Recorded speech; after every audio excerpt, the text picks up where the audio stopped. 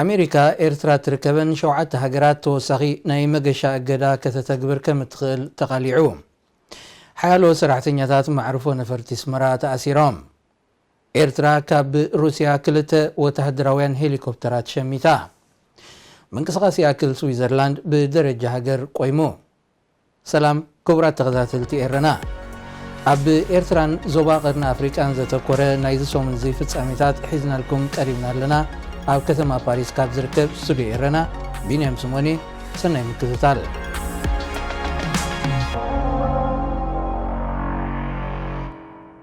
أبزنا يلوم تحسنا بتوسخي أب سودانين ليبيان زتصنحو إرتراويان زركبوهم 207 سدتنياتات تتحيزهم أب إثيوبيا أب بعلت أمكت بسنكي مفراس أعنودن قيتشتن أب هيوت سبات قدات بتحو زبلو زيناتاتون أبنا يلوم تحسنا كن ريامينا فلما إرتراز ملكتو أب سومن زيز ترايفت أميتات كندسس من محدار ترامب إرترا أب لعلة تركبن شوعة هاجرات توسخي ناي مجشا أجدا كتجبر كمزغل نسبة سلطان تهاجر بمتكاس وول ستريت جورنال حبيرا أبزي ناي إجدا مدب مس إرترا تراقحين زلو هاجرات سودان تنزانيا نيجيريا ميانمار بيلاروسن كازاخستانين أتجدا بنقدن كالن نزجشو أب أمريكان ومبار فيزا نزحتو زتكورة مقانو أزمن شمال كيثو بمسارة من شيء هاجرات وين كاب ديفي لوتري جداين منجس إرترا كاب أمريكا سجوجو حتى عقبة قبل فقد نياب زي مقانو من محضر ترامب كان مسكرم كل تشحن 10 شوعتنا تحيزو نستفل عليه فيزاتات نزحتو إرتراويان أجدا أمبيريت أنيحو كاب حموشة ري كل تشحن 10 شومنتنا تحيزو دما قبل عليه إرترا توسخي أجدات نبيرو كمزلو كفلي قدات وصا أمريكا مواجو إمباسي أمريكا بإرترا أمر بحبريتو أسفيري ركاب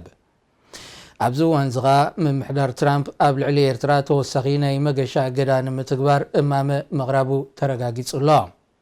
من محضر ترامب أب سلطان نابز متسألو مس شبران كالم بزتحز قبل علي شوعة هاجرات عرب إسلام ناي مجشا أجداتات من بارو أيرسعن أبلات ستا من قصير ترا حيالو سرحتنياتات معروفو نفرتي أسمرا كم زاسرو منجسات إيرانا رقاقيت أتم ساسرو لعلي عسرا زغنو سرحتنياتات معروفو نفرتي مزي حقاو نقدن كونتروباندن بزتحز كم زغنة تنتا كوانتلو مخنيات مأسريوم كالرقاقيت أي تغالن مأسرتي زوم سرحتنياتات السعابة كاب دبي بكيلوتات زمزن نبرت النامتا أبنا عشتو نقدي توافيرن زنحادك أنسيو نتفتاتن دو كبلاد حرسة محلالفة إزازيو كاب $3,000 زي بزحن بكيلوتات رايز مزنن أغوحو كاب دبي بنفرت النامتا نابرئن كمرحال صنحة قصر دك أنسيو إنا زايديو كمت تصنيحهم انتقونا أبزو وانزي دويلو الله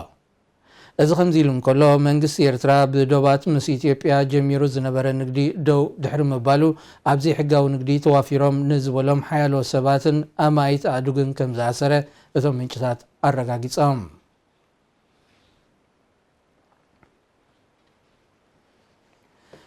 إرترا كاب روسيا كلتا وتحدراويان هليكوبترات كم زشمتت مع كن زينا سبوتنيك حبيرو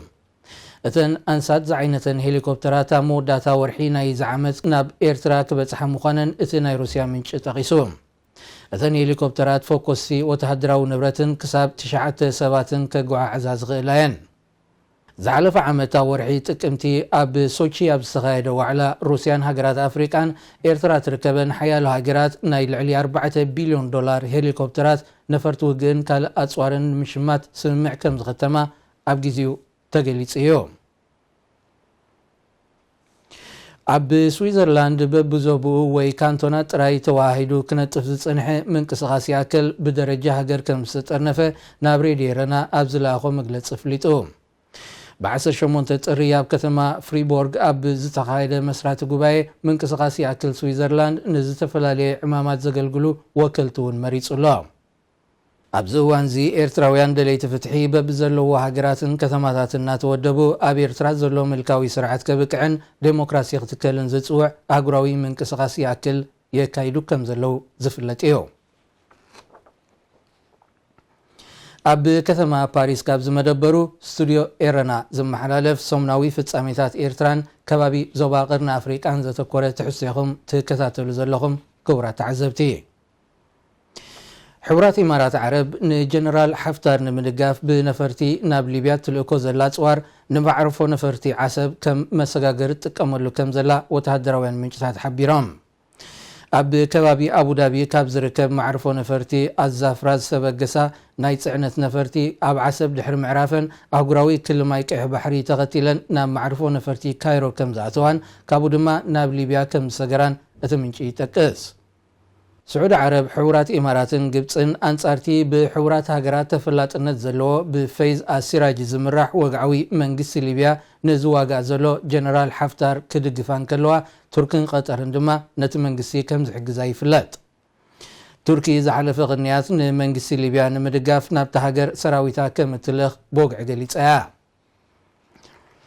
ሶርያ እውን ደጋፊት መንግስቲ ሊብያ ምዃና እዩ ዝንገር። ሱዳን በንጻሩ ንጀነራል ሓፍታር ከም እትድግፍን እዋናዊ ምክትል ኣቦ ወንበር ልኡላዊ ባይቶ ሱዳን ዘሎ ጀነራል ሓምዳን ዳጋሎ ዝእዘዝ ፍሉይ ሰራዊት ናብቲ ሃገር ከም ዘዋፈረትን ይጥቀስ እዩ። ኣብ የመን ዘካይዶ ኩናት ዓወት ክሰልጠን ዘይከኣለ ስዑድ ዓረብን ሕቡራት ኢማራትን ንኤርትራ ከም መደበር ሎጂስቲክን መናሃርያን ህፁፅ ስርሒታትን ክጥቀማላ ጸኒሐን እየን። ብፍላይ ኢማራት ንወደብን ማዕርፎ ነፈርቲ ዓሰብን ብስሩዕ ንወተሃደራዊ መዓለታት ትግልገለሉ ከም ዘላ ዝተረጋገጸ እዩ።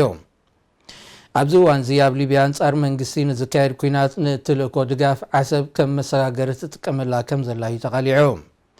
ሕቡራት ሃገራት ኣብ ልዕሊ ሊብያ ናይ ኣጽዋር እገዳ ኣንቢሩ እኳ እንተሎ ንዝተፈላለዩ ሓይልታት ዝድግፋ ሓያሎ ሃገራት ይጥሕሶ ምህላወን ይሕበር። ኤርትራ ብትርከበን ሃገራት ምብራቅ ኣፍሪቃ ሓደጋ ዕስለ አንበጣ ገናን ጸላሊወን ከም ዘሎ ተገሊጹ። እዚ ኣብ ዝቕንያት ኣብ ኬንያን ካልኦት ከባቢታትን ተራእዩ ዘሎ ናይ በረኻ ዕስለ አንበጣ ኣብ ዘራእቲ ከቢር ጉድኣት ዘውርድ ከም ዝኾነ ኢጋድ ኣጠንቂቑ። ኢጋድ ብተወሳኺ እዚ ኣብ ምብራቅ ኣፍሪቃ ተራእዩ ዘሎ ዕስለ አንበጣ ኣብ ሓደ እዋን ልዕሊ 60 ኪሎ ሜትር ዝሽፍን ኣብ 1/4 ኪሎ ሜትር ክሳብ 150 ሚልዮን አንበጣ ዝሓዘ ከም ዝኾነ ገሊጹ። እዚ ብናይ በረኻ አንበጣ ዝግለጽ ዕስለ ን2500 ሰባት ዝምግብ እኽሊ ኣብ ሓደ መዓልቲ ክዕኑ ከም ዝኽእል እዩ ዝግለጽ። ኣብዚ ሓደጋ ዘንጸላልወን ሃገራት ኤርትራ፣ ገለ ክፋል ሶማልያ፣ ኢትዮጵያ፣ ሱዳንን ጅቡትን ክኾና እንከለዋ ክሳብ ገለ ክፋል ደቡብ ሱዳንን ዩጋንዳን ክበጽሕ ተኽእሎ ከም ዘለዎ ኢጋድ ብተወሳኺ ኣጠንቂቑ።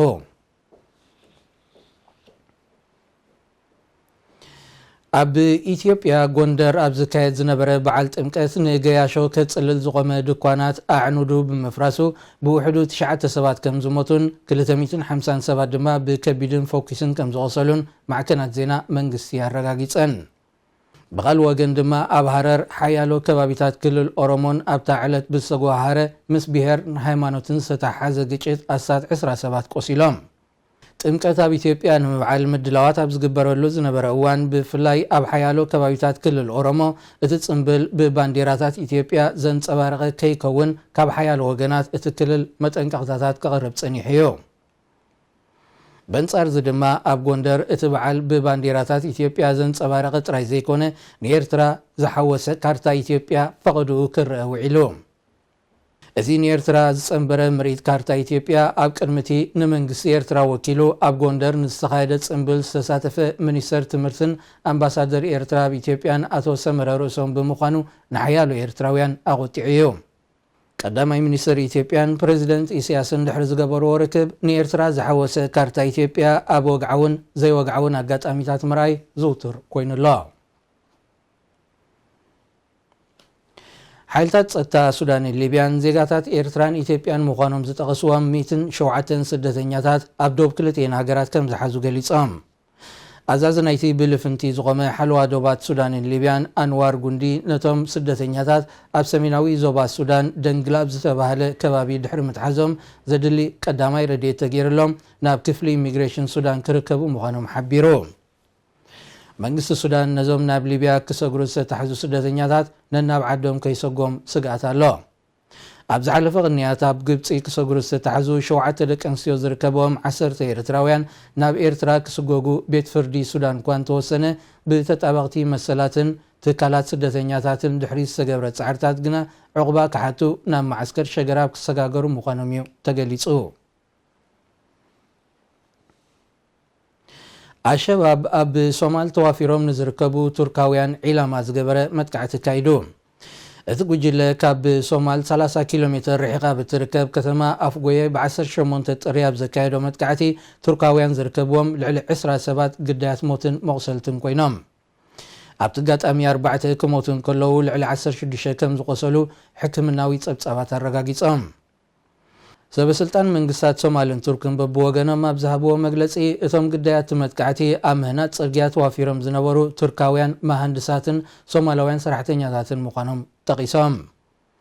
አሸባብ ኣብ ዝሓለፈ ወርሒ ኣብ ዘካየዶ መጥቃዕቲ ኣብ ስልጠና ፖሊስ ሶማል ዝተዋፈሩ ቱርካውያን ዝርከብዎም ልዕሊ 80 ሰባት ከም ዝቐተሉ ይርስዓን። እቲ ሽበራዊ ጉጅለ ኣብ ልዕሊ ዒላማታት ቱርኪ ዘድሃበ መጥቃዕትታት ምዝያዱ ኢድ ሕቡራት ኢማራት ዓረብ ክህልዎ ይኽእል እዩ ዝብል ጥርጣረታት እናዛየደ ይመጽእ ኣሎ። መንግስቲ ሶማል ቀዲሙ ኣብ ቀዳማይ መጥቃዕቲ ኣብ ዝሃቦ መግለጺ ኢድ ናይ ወፃኢ ሃገር ከም ዘለዎ ምንፋቱ ይዝከር። ኣብ ሶማል ኣብ ስልጠና ፖሊስን ካልእ መደባትን ዝተዋፈሩ ኣማይ ቱርካውያን ከም ዘለዉ ይፍለጥ። ክቡራት ተኸታተልቲ ኤረና ኣብዚ ዝሓለፈ ሰሙን ኣብ ኤርትራን ዞባ ቀርኒ ኣፍሪቃን ዝተራእዩ ምዕባለታት ዝዳሰሰ ሶሙናዊ መደብና ኣብዚ ተፈጺሙሎ ስለምክትታልኩም ነመስግን። ዝመጽእ ሰሙን ብኻልእ ትሕሶ ይራኽበና። ሰላም ቅነ